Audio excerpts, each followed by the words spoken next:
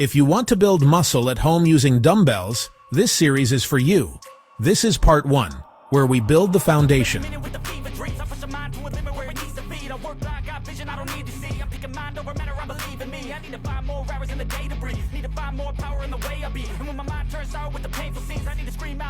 Dumbbells force each side of your body to work on its own.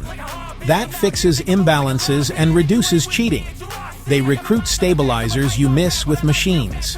You can train through a natural range of motion, and you can hit every muscle in a small space. Adjust the load easily to match your level. Master the basics at home and progress week by week. Track what you lift. What gets measured grows. Time under tension is how long your muscles work during a set. Aim for a controlled tempo, no bouncing.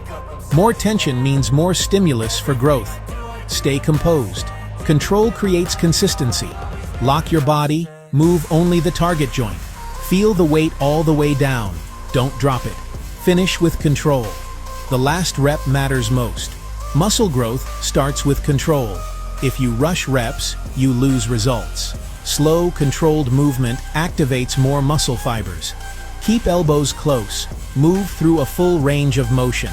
Control the lowering phase. That's where growth happens. Neutral wrists. Let the biceps do the work. Try a 3-1-3 count. Up, hold, down, under control. Setup.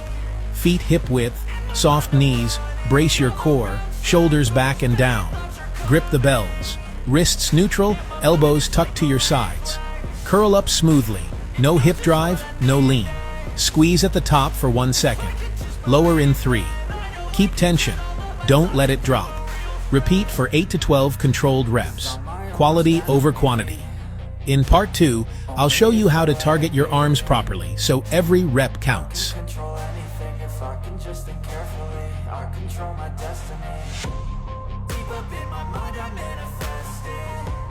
Every morning I wake up obsessed.